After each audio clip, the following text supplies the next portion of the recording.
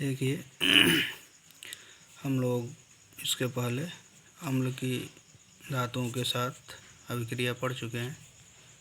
अब हमको अगली हेडिंग पढ़ना है, अम्ल और क्षारक आपस में किस प्रकार अभिक्रिया करते हैं। कहने का मतलब ये है कि अम्ल और क्षार आपस में अभिक्रिया करेंगे तो उस अभिक्रिया को क्या कहते हैं और वह अभिक्रिया कैसे होती है, उसी के बारे में पढ़ना है। तो हेडिंग है अम्ल और क्षारक की परस्पर अभिक्रिया, मतलब आपस में म्यूचुअल रिएक्शन बोलते हैं। अम्ल और क्षारक परस्पर मतलब एक दूसरे से अभिक्रिया करके लवण और जल बनाते हैं। यह अभिक्रिया उदासीनीकरण अभिक्रिया कहलाती है। तो परिभाषा पूछता है, पढ़े भी हैं इसके पहले, उदासीनीकरण अभिक्रिया। तो अम्ल और क्षारक परस्पर अभिक्रिया करके लवण और जल बनाते हैं। यह अभिक्रिया उदासीनीकरण अभिक्रिया कहलाती है। अथवा एक और डिफिनीशन है, सबसे अच्छी डिफिनीशन यही है उदासीनीकरण की, वह अभिक्रिया जिसमें अम्ल से प्राप्त हाइड्रोजन आयन H+, हम जानते हैं कि अम्ल जलीय विलयन में H+ देते हैं, तथा क्षार से प्राप्त हाइड्रोक्साइड आयन, और क्षार जलीय विलयन में हाइड्रोक्साइड आयन देते हैं, आपस में अभिक्रिया करके जल का निर्माण करते हैं। उदासीनीकरण अभिक्रिया कहलाती है वह अभिक्रिया जिसमें अम्ल से प्राप्त हाइड्रोजन आयन और क्षार से प्राप्त हाइड्रोक्साइड आयन आपस में अभिक्रिया करके जल का निर्माण करते हैं। उदासीनीकरण अभिक्रिया कहलाती है, न्यूट्रलाइजेशन रिएक्शन। जैसे मान लीजिए एक क्षारक है NaOH प्लस HCl हाइड्रोक्लोरिक अम्ल, दोनों रिएक्शन करेंगे तो बनेगा सोडियम क्लोराइड और जल। तो सोडियम क्लोराइड जो है वो लवण है। कहने मतलब क्षार प्लस अम्ल इक्वल टू लवण प्लस जल, तो ये बनता है। अब दूसरे जो परिभाषा जो दूसरा लिखा है उसके हिसाब से हम देखते हैं। NaOH जलीय विलयन में क्या देगा, Na+ और OH-। HCl जल में घोलेंगे तो क्या मिलेगा हमको, H+ और Cl-। Na+ और Cl- मिल के NaCl बनाएगा, ये हमारा क्या बन गया, साल्ट। और देखो HCl ये अम्ल है, अम्ल से क्या मिला हमको H+, तो ये H+ और क्षारक से क्या मिला OH-, दोनों मिलके क्या बना लिए, जल। अगर कोई भी ऐसी अभिक्रिया है जिसमें अम्ल से प्राप्त H+, क्षारक से प्राप्त OH- से अभिक्रिया करके जल बनाते हैं तो इसी अभिक्रिया को हम क्या कहेंगे, उदासीनीकरण अभिक्रिया। अम्ल द्वारा क्षारक का प्रेक्षित प्रभाव तथा क्षारक द्वारा अम्ल का प्रेक्षित प्रभाव समाप्त हो जाता है, इसलिए इस अभिक्रिया को हम क्या कहते हैं, उदासीनीकरण अभिक्रिया। अम्ल का प्रभाव खत्म हो जाएगा क्षारक के द्वारा, और क्षारक का अगर प्रभाव ज़्यादा है तो अम्ल के द्वारा समाप्त हो जाएगा। कहने का मतलब विलयन पूरा उदासीन हो जाएगा, इसलिए इस अभिक्रिया को हम बोलते हैं उदासीनीकरण अभिक्रिया। अगला है हमारा अम्ल की धात्विक ऑक्साइडों के साथ अभिक्रिया, मतलब अगर ऑक्सीजन धातु के साथ लगा होता है तो उसी को बोलते हैं धात्विक ऑक्साइड। तो अम्ल धात्विक ऑक्साइडों से निम्न प्रकार अभिक्रिया करते हैं। धातु का कोई भी ऑक्साइड होगा, अम्ल से अभिक्रिया करेगा तो लवण और जल बनेगा।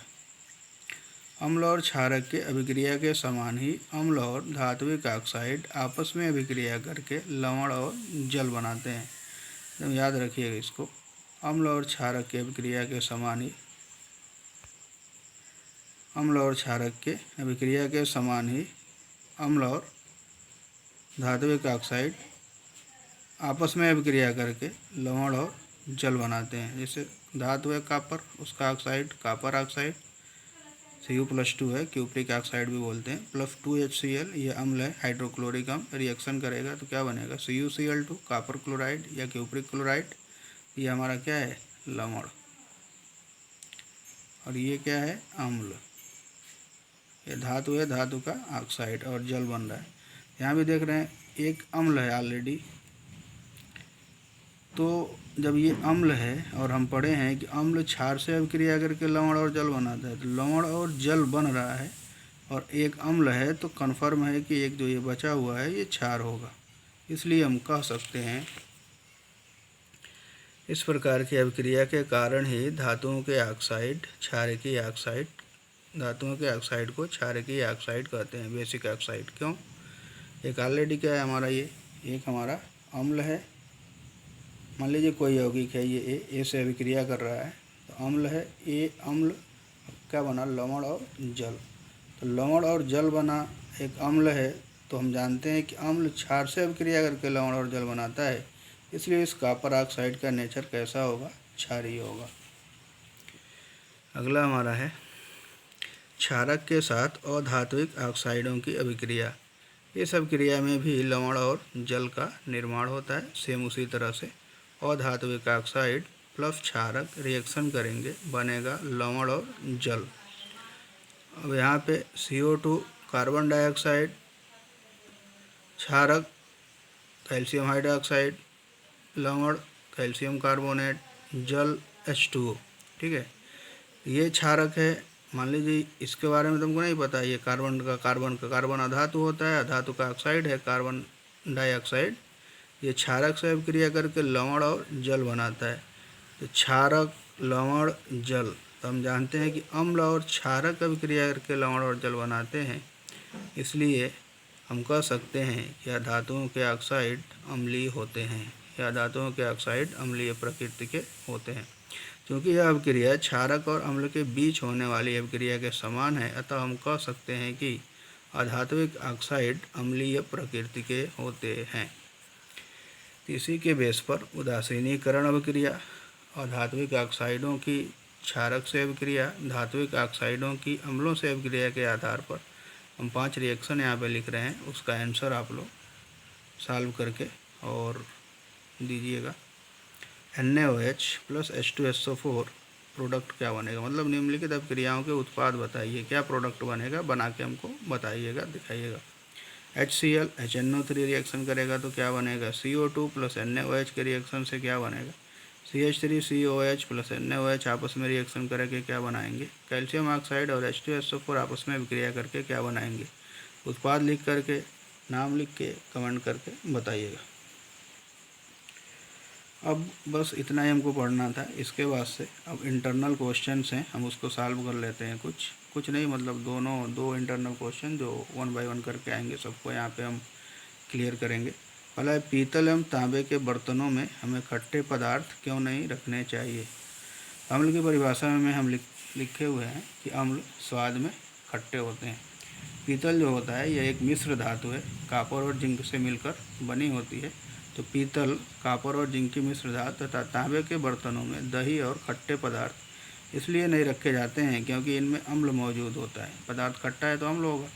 जो पीतल और कॉपर से अभिक्रिया करके हानिकारक विषैले यौगिक बनाते हैं, रिएक्शन करके मतलब विषैला पदार्थ बना लेगा, जिसके कारण ये खाने लायक नहीं रह जाते हैं तथा अम्ल की अभिक्रिया से धातु के बर्तन भी संक्षारित हो जाते हैं। मतलब उसी में रखेंगे तो जो धातु के बर्तन में अगर को रखेंगे दही या खट्टे पदार्थों को, तो धीरे धीरे बर्तन भी खराब हो जाएगा। अगला है, धातु के साथ अम्ल की अभिक्रिया होने पर कौन सी गैस निकलती है।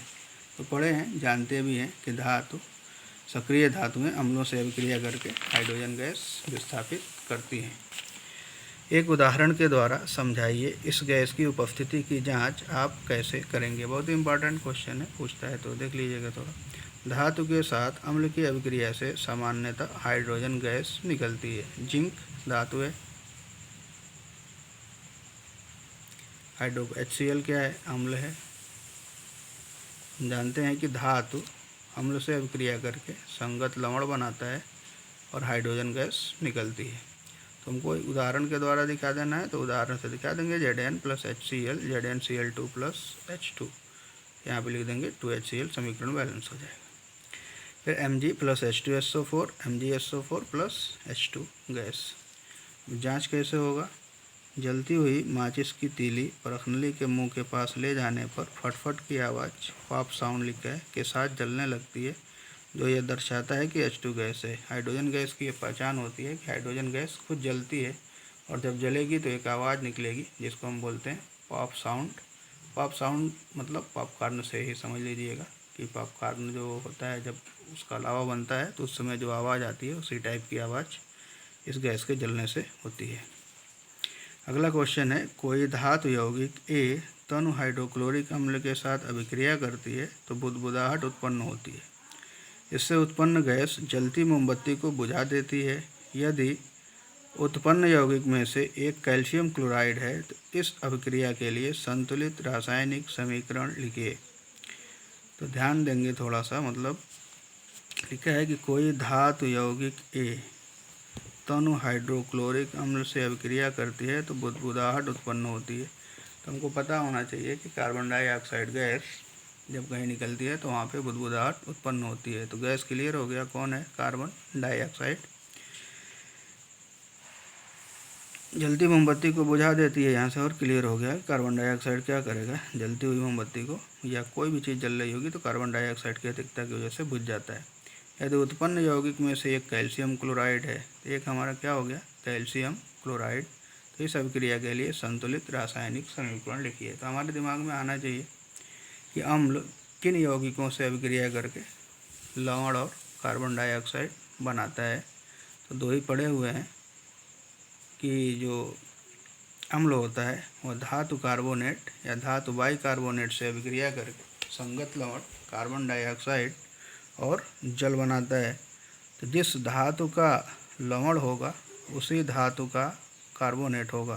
तो लवण के रूप में क्या बन रहा है? Calcium chloride. इसलिए हम कह सकते हैं या तो वह ए यौगिक कैल्शियम क्लोराइड या कैल्शियम कार्बोनेट होगा या कैल्शियम बाइकार्बोनेट होगा।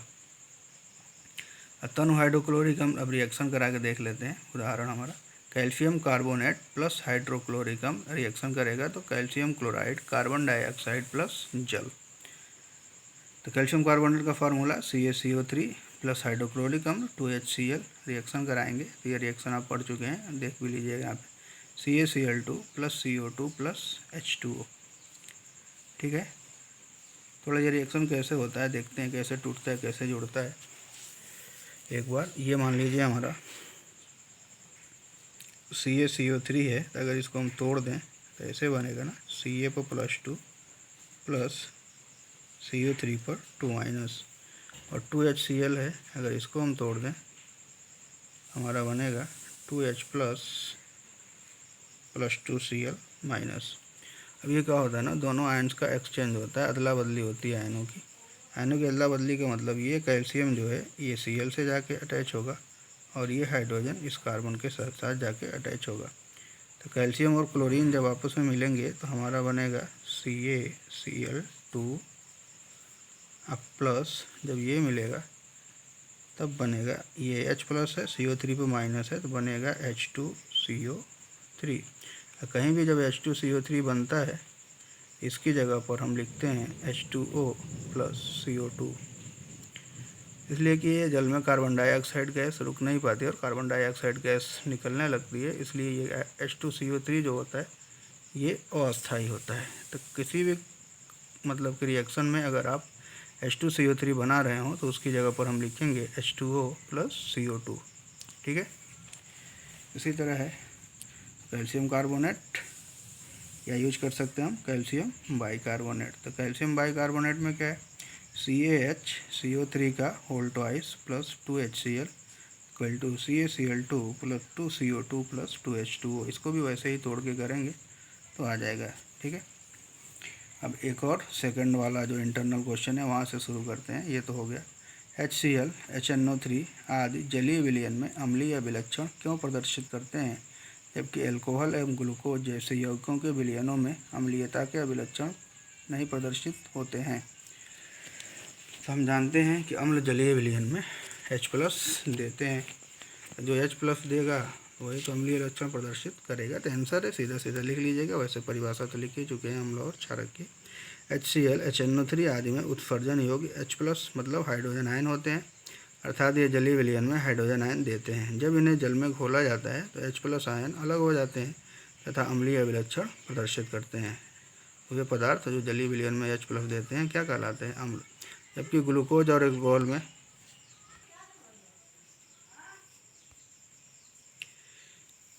जब इन्हें जल में घोला जाता है तो H+ आयन अलग हो जाते हैं तथा अम्लीय विलक्षण प्रदर्शित करते हैं, जबकि ग्लूकोज और अल्कोहल में ऐसा कोई भी उत्सर्जन योग्य हाइड्रोजन आयन नहीं होता है, अतः ये अम्लीय लक्षण प्रदर्शित नहीं करते। कहने का मतलब है कि ग्लूकोज और अल्कोहल जलीय विलयन में H+ नहीं देते हैं, इसलिए ये अम्लीय विलक्षण प्रदर्शित नहीं करते हैं।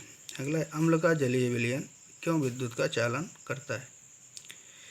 तो जल में घुलने पर अम्ल वियोजित होकर आयनों का निर्माण करते हैं। HCl H2O रिएक्शन होगा तो बनेगा, अगर मान लीजिए हम इसको तोड़ें तो ऐसे बनेगा ना, H+ + Cl- और इसको तोड़ दें तो H+ + OH-।